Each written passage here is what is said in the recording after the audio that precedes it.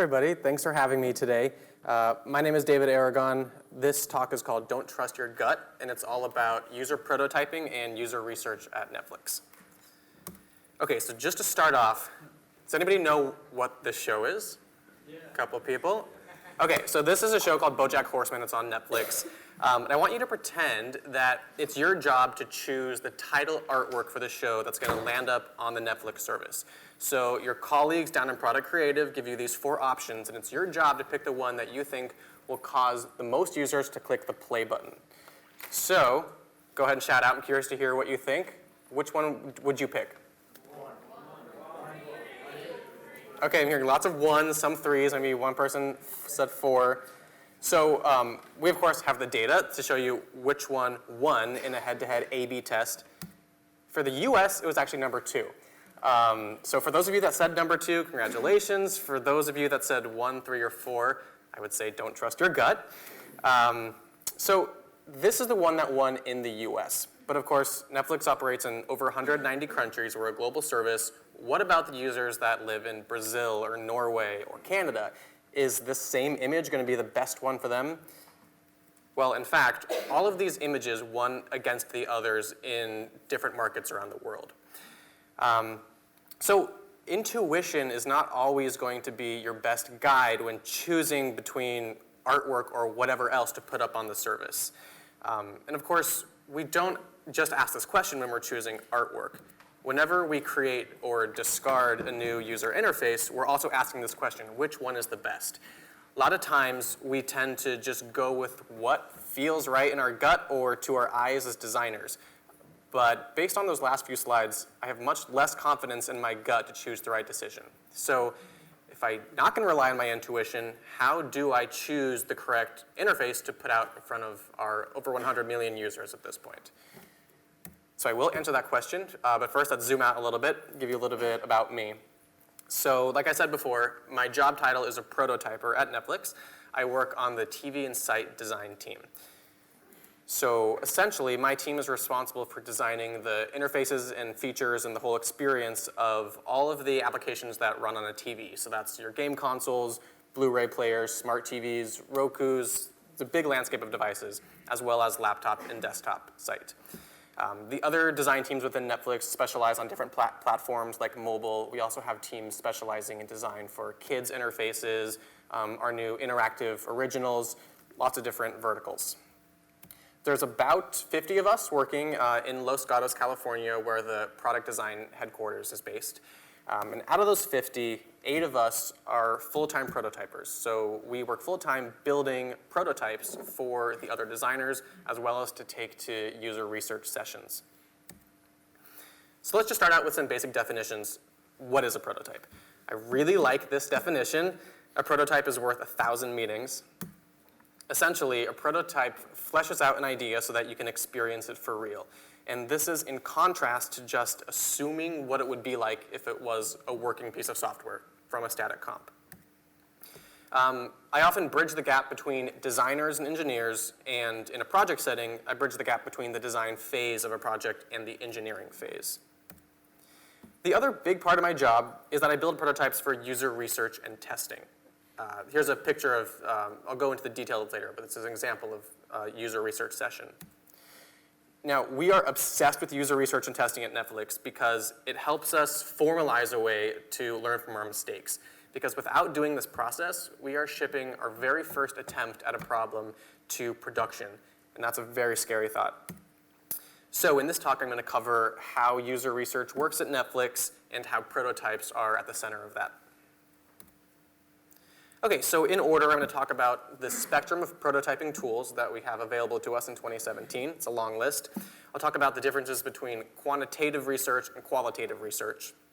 Go into how these user testing sessions work, talk about some real case studies at Netflix, and then talk about some prototype development tips. Okay, so let's just start out by laying out the spectrum of prototyping tools we have available to us. It's sort of an embarrassment of riches in 2017. So I like to think of them on a continuum of tools between static tools and interactive tools. Before anybody yells at me, there are lots of things missing from this. This is meant to be representative. There's things like Keynote or Flinto, Adobe Experience, lots of tools. These are meant to stand in as representatives. Okay, so if we start on the left end of the spectrum, the static tools, we have our old friends like Photoshop and Sketch. Who out here is using Photoshop or Sketch to do comps, early prototyping? Okay, cool, lots of you. So many people don't think of these tools as prototyping tools, but they are compared to an idea in your head or a doodle on a napkin.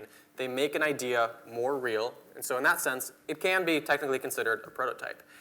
These tools are really great for getting an idea out, sort of fleshing out a basic concept for what a feature or a UI could ultimately look like. The limitation, of course, is that you can't do anything with them in terms of interactivity. You can't click, you can't swipe. They're just pixels on a screen. If we move up this chain a little bit to tools like After Effects, we can finally get some motion going. So After Effects is great for comping out a user flow because it lets you see the transitions between screens. You can sort of plan out a user journey. It's really, it's nice because you can highlight a very specific interaction you want to show off. The limitation, of course, is that it's not interactive. So though you're getting some transitions and animations, you can't really respond to user events and get insights that way. Moving up, we have tools like Framer and Principle. Is anybody using these to do prototyping or comps? A couple of you. Okay, so these are pretty new. There's lots of them coming out. The basic idea is that you can add interactivity to otherwise static comps. So if you've never used one of these tools, you basically create a design like you would in Sketch or Photoshop, and then you can add little snippets of code to say, when a user touches this button, I want it to change from blue to red. Very basic things like this. The building blocks here are basic, but I have seen prototypes built in these tools which are virtually indistinguishable from the final product. So you can get really, really far with tools like this, and I encourage you to check them out. The limitation of these tools is that it's still going to be a subset of what your final end product will be.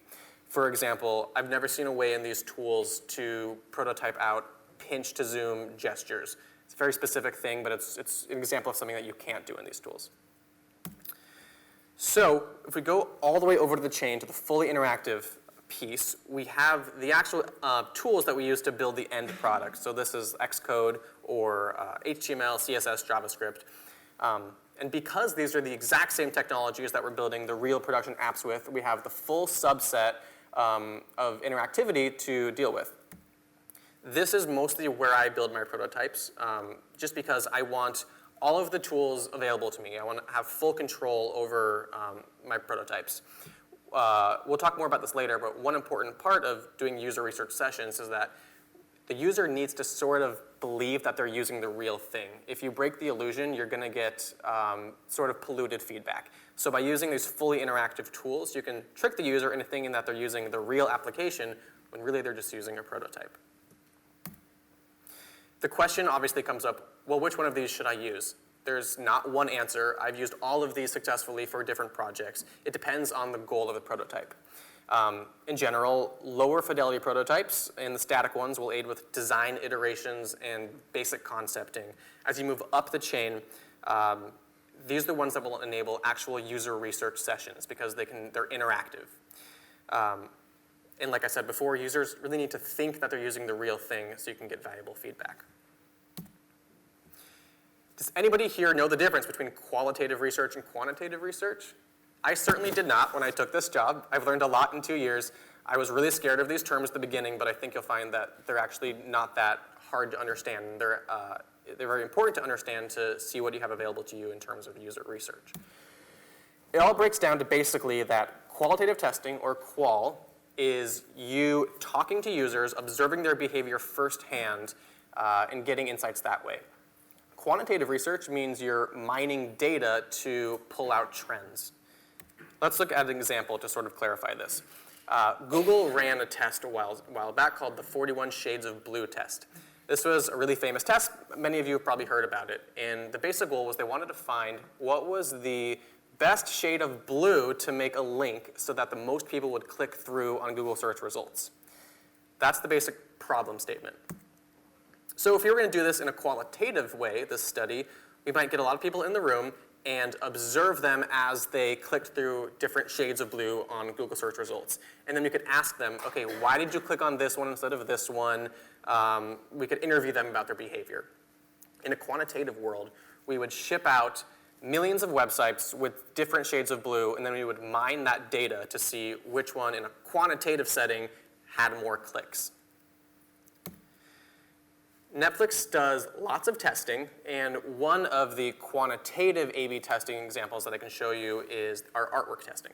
So whenever we launch a new show or movie on Netflix, we put up multiple versions of any artwork because we don't want to assume what the best one will be for a user.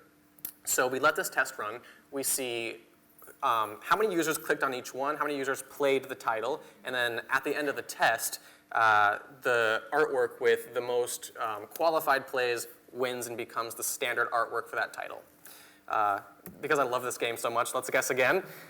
Shout out what you think, which artwork won for the show, The OA?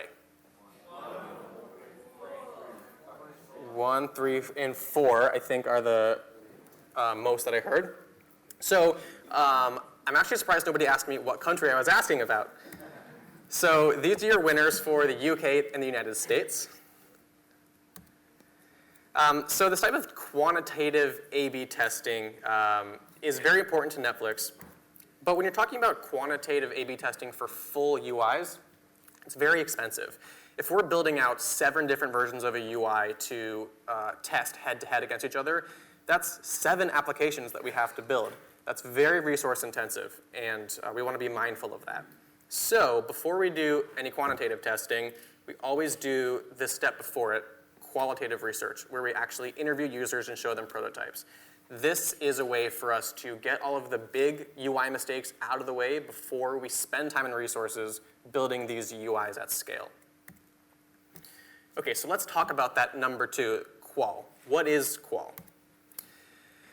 On TV, many people see qual as a focus group, like this scene from Silicon Valley. This is one version of qual, but really qual just means meeting your users face-to-face. It can take lots of different forms. It doesn't have to be a big fancy focus group. It's a very good way to validate and invalidate ideas, UIs, really anything, before you spend time and resources to build it for real. Lots of people ask me, the sample size is so much smaller in a qual than you can do for a quant, so why would you waste time interviewing 12 people for a qual? And the answer is because you can ask why.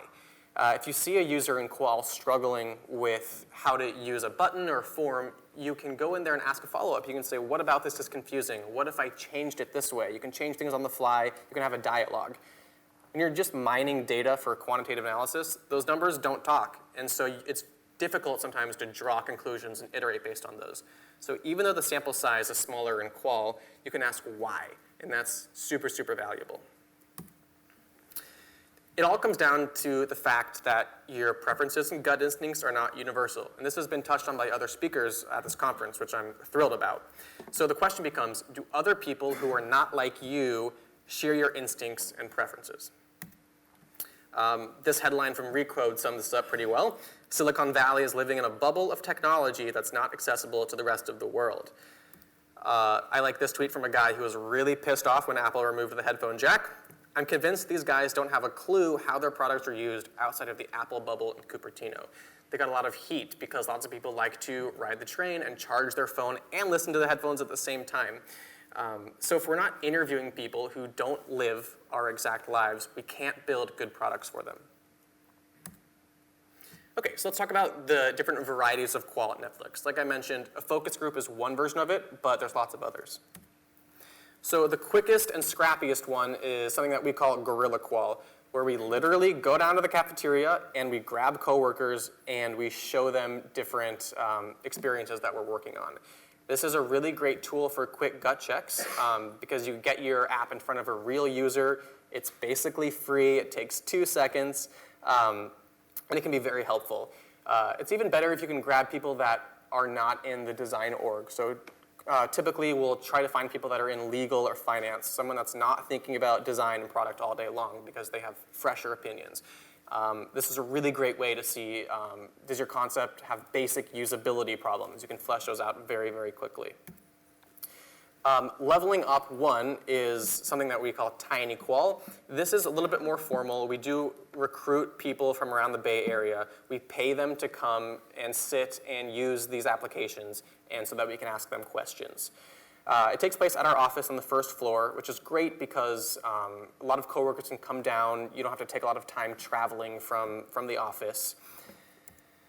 The pros are that it's low cost, lots of team members can watch. The cons are that because it's quick and scrappy and we're just recruiting people from around our office, they have a lot of familiarity with Netflix. They're usually very tech literate, Bay Area people. And also, since it's taking place at our office, they walk in through a big Netflix door and a big fancy lobby, and you're sort of already polluting what their expectations are when they walk in the door. So it's a step up from people that you work with, but it's still sort of a contrived experience. So then this is sort of what people normally think about a focus group. This is where we travel to a facility, we sit behind a one-way mirror, and we watch people use Netflix. This is really great because you can hand-pick your respondents. So for example, if we are working on a kid's UI, we can recruit people that are children or families that have children. We can get very specific about it. If we want to recruit people that do not have Netflix but do have cable, we can find those people. So that makes it helpful to really zero in on the users that you want to test. The cons are, of course, that it's expensive. You have to rent a facility. Oftentimes you are paying for a moderator and travel expenses, so this is not always possible. I would say the most common one we do at Netflix is the tiny qual that takes place in our office, but definitely don't underestimate the power of just grabbing your coworkers and sitting them through a usability task. You'll learn a lot, I promise. One final one that we've been trying recently are in-homes. And this is where we actually travel to respondents' homes. We pay them for letting us come to their home, and we watch them watch Netflix. It sounds kind of creepy, and it is for the first 10 minutes. But after that, you sort of just fade into the background. This is super valuable because you get to see where they place their remote. Can they see the TV from the kitchen? All these little things that make up the whole viewing experience, you can see firsthand, and you can build better UIs because of that. The cons is that you're in somebody's home, so you can't bring in a huge crew like you would for qual in a facility. But it's really good for usability testing. It's really good for concept testing. This is, in many ways, the gold standard of user research, in my opinion. OK, so now we've sort of laid out the landscape of what qual is. I'll give you some tips for how to run your own research sessions. This is a typical setup where we have a designer, a respondent. That's the guy holding the remote. On the TV is what we call the stimulus. That's whatever we're showing the respondent and have them react to. And then there might be a moderator in there with some other designers.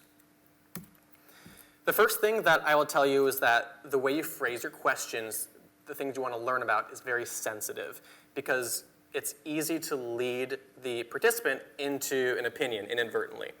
Let me give you an example.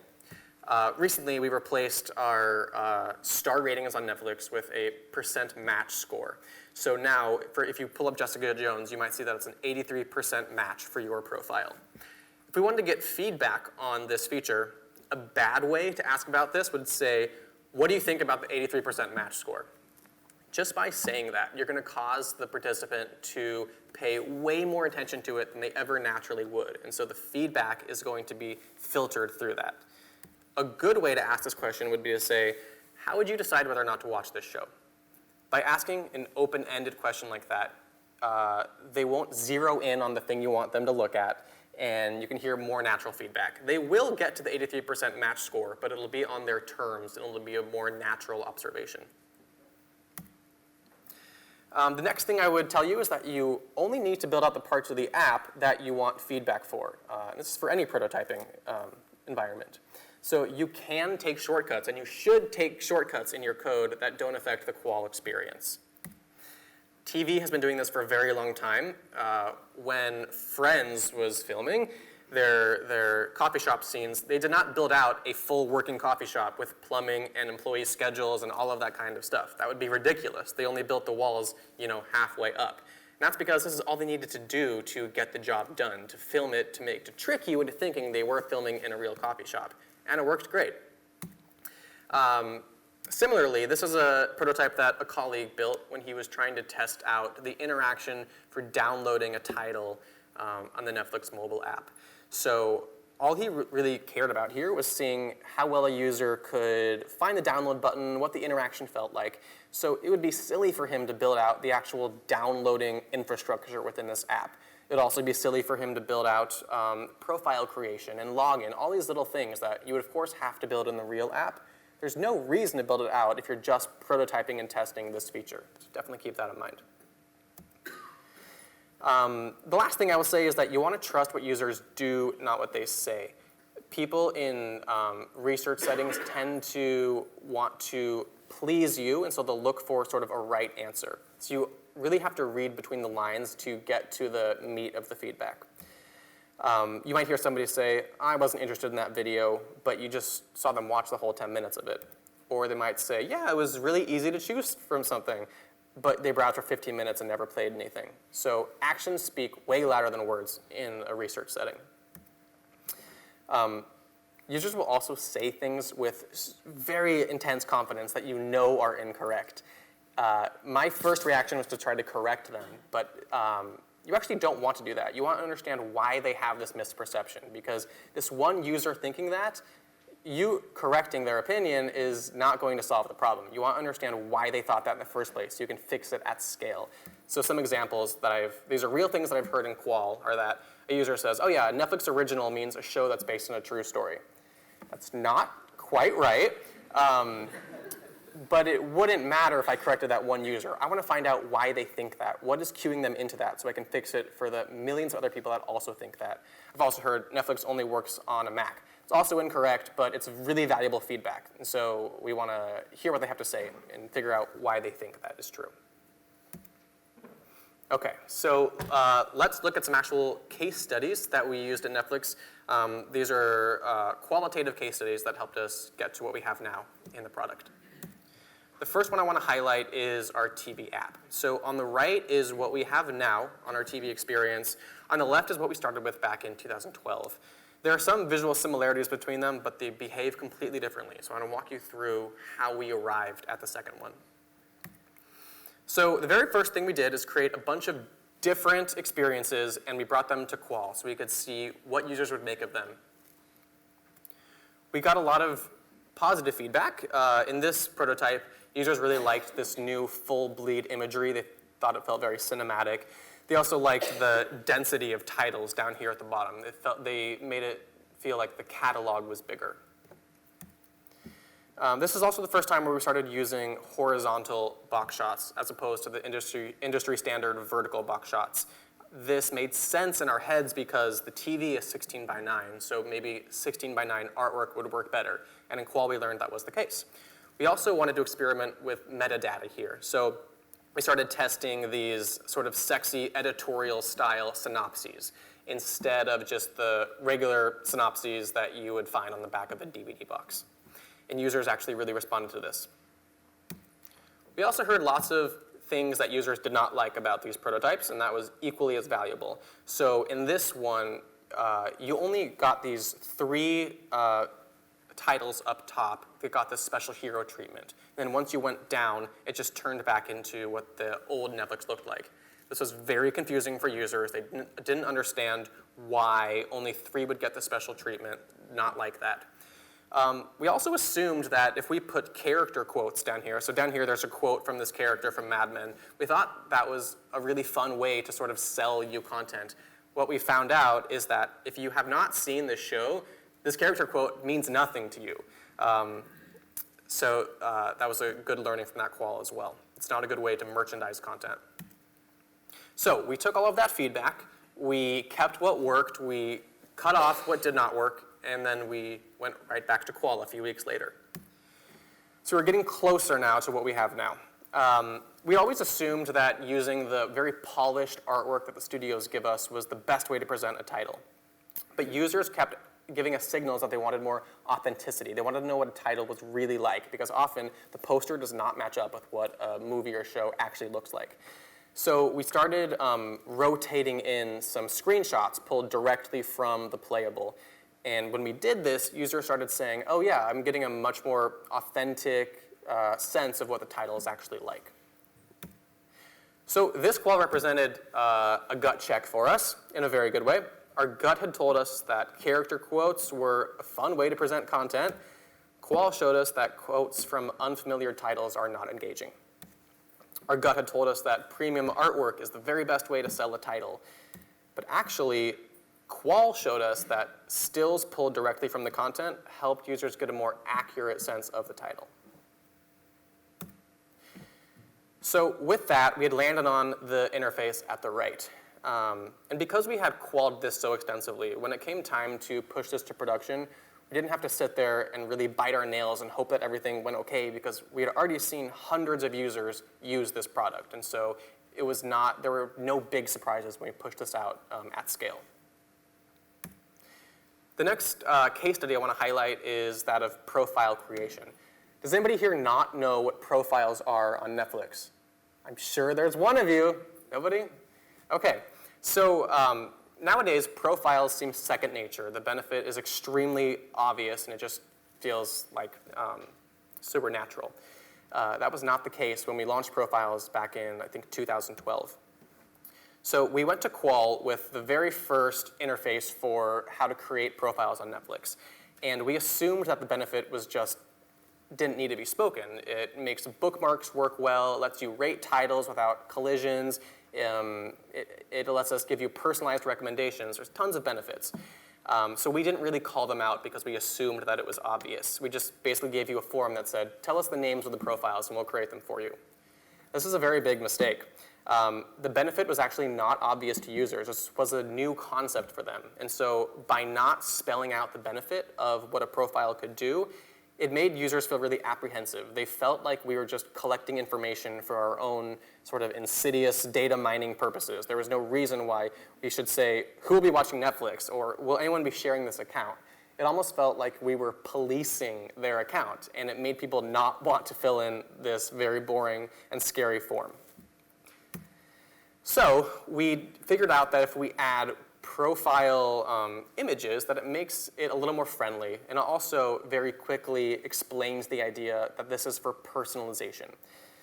So we added this when we went back to the second qual. And this actually did work really well. This allayed a lot of the fears that people had, and it communicated the idea pretty succinctly that this will help make your profile more personalized, your Netflix experience more personalized. One issue we did see with this prototype is that people were not creating more than 2 profiles. Even when people had 5 members of their family in here, they would fill out the 2 and then click continue. Almost nobody clicked the add more button to expand and add more profiles. So our gut had told us, don't waste time selling profiles because the benefit is obvious. Qual showed us that users actually do not understand the benefit and they're suspicious of our motives. We have to explain it very well. Our gut had told us, don't clutter the screen with all 5 profile fields up front. Qual showed us that users will only fill out the profile fields that are initially displayed. So if you want people to fill out 5 profiles, you need to have 5 on the screen right up front. So with that, we got the most obvious usability and conceptual problems out of the way, so that when we deployed this, we had a good foundation to start doing innovation and A/B testing work on. Okay, so all of you developers, I've not forgotten about you. Let's talk about how to actually build these things. One thing I learned very quickly when I signed on as a prototyper was that you have to wear a very different hat than you normally do as a web developer. You are not optimizing for many things when you build prototypes. You are not optimizing for scale because it's usually you and one other person using the application. You're not optimizing for browser compatibility because you are putting the computer in front of them and choosing the technology exactly. And you're also not optimizing for network speed or reliability like you would in a production environment because often you're serving this over localhost. So what are you optimizing for? You're optimizing for rapid iteration, high UI fidelity, customization, on-the-spot changes. So it's a very different set of concerns than when you're building software that you're going to ship to lots of different people. Some tips and tricks. you're often going to want to, in a research setting, change the variables that make up your prototype. So maybe I want to switch from round buttons to square buttons, little things like that, change the name of a respondent. It's better not to have to do that in code. It's better if you can make a configuration screen that anybody can change. This helps if you're using a moderator or maybe a designer on your team is running this session. This makes it so that he or she can very easily configure the prototype to have all of the different tweaks and variables that they want to test at that given moment. We use this frequently when we want to change the name of a profile in a user session. Typically, we'll do 12 sessions in a given day. And so we want a very quick way to just change the name on the profile for every person that comes through. Though, you want to hide this information from the respondents. So I have this option in my launch screen where it'll turn off all the descriptions. Because if a user sees up front, I'm getting circular buttons and a % match score and all these little variables, then you're cueing them what to look for, and you'll get different feedback. I typically build these prototypes on my own without working with other people. So you might think that there's no reason to use something like Git or other version control. But what I found is that when you're prototyping, it's a very sort of quick running, in many ways hacky experience. And so reverting to a previous UI happens very frequently. So Git will save you lots of headaches. So iterating rapidly will cause lots of side effects. These are difficult to unroll if you're not using version control. So like I said before, your prototype should feel like the real thing as much as possible if you want to get the best feedback. But you can cheat a little bit. So I typically build TV prototypes. However, building for the native TV SDKs is not easy. It's a very cumbersome process. And so if I want to iterate quickly, I will build it as a web app. But because they are TV UIs, I still need to present it as a TV UI, even though it's running Chrome under the hood. So you can see here that this is my computer, and it's powering that TV just through HDMI. The user, however, is interacting with it with a remote. That's very important because you don't interact with a TV UI with a keyboard. So even though I'm building it as a web app, I want to be able to use a remote. So I have this little device that's called a FLIRC, F-L-I-R-C, and it translates infrared remote presses into keyboard events. So that way I can build on Chrome. I get all of the advantages of building in a web app as opposed to a native TV app. But the user thinks that they're using a TV app. They're none the wiser. Okay, so if you remember 4 things from this talk, I hope they are these. Prototyping is a spectrum. There's no right tool for the job. It all depends on what you need from the prototype. Quantitative A/B testing is great, but qualitative research, which just means talking to your users, also gets you really surprising results because you can ask why. Always trust what your users do in a qualitative setting, not what they say. And remember that building prototypes is a really different skill set than building production apps. It's best if you can embrace these differences so you can maximize the utility of your prototypes. Thank you for having me. I'm happy to answer questions. Thank you, David. Thank you.